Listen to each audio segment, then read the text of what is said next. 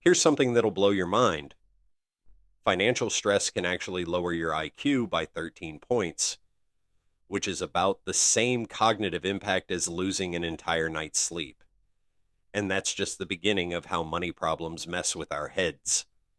That's such a striking comparison.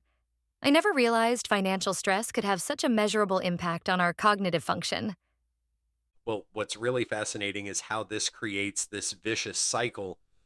When you're under severe financial pressure, your cortisol levels spike, affecting everything from decision making to sleep patterns.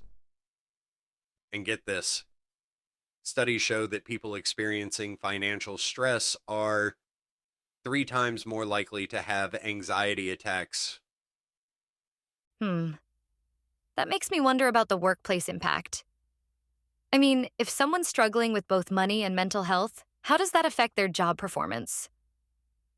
Oh man, the numbers are actually staggering. Companies lose billions annually due to decreased productivity from financially stressed employees. And here's something really interesting: these employees are 4 times more likely to suffer from depression and significantly more likely to be job hunting. You know what's particularly concerning about all this? The way it seems to affect different generations differently. Exactly right. And the data on this is pretty eye opening.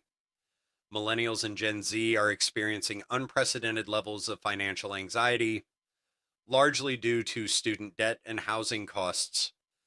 But here's what's really interesting: they're also more likely to seek help for mental health issues, which could actually be a silver lining. And That's actually quite hopeful.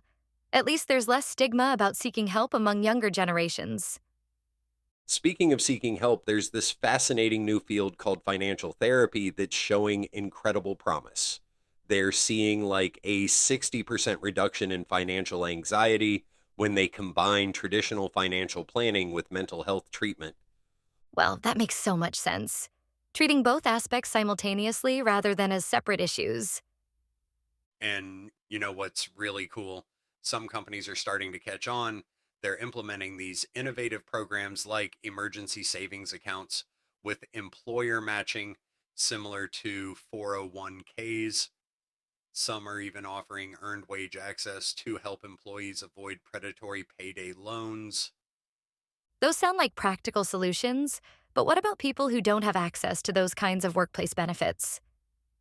That's where some of the community based solutions come in. There's this growing movement of credit unions and local organizations offering free financial counseling combined with mental health resources. And with the rise of telehealth, these services are becoming more accessible than ever. The technology angle is really interesting here.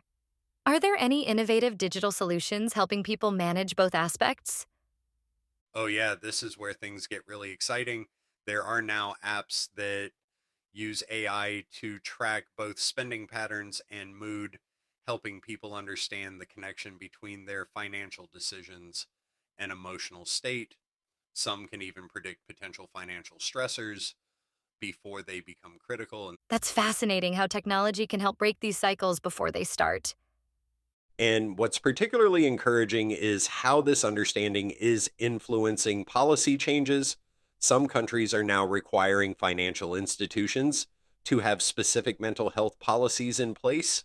There's also this push for more comprehensive financial education in schools that includes the emotional aspects of money management. So it seems like we're finally starting to address this as the complex, interconnected issue it really is. Exactly. And here's what I think is most important: we're finally moving away from this idea that financial problems and mental health issues are somehow separate. The research is clear, they're deeply interconnected, and solving one often means addressing both. These developments really give me hope for how we'll handle these challenges in the future. You know what's really exciting?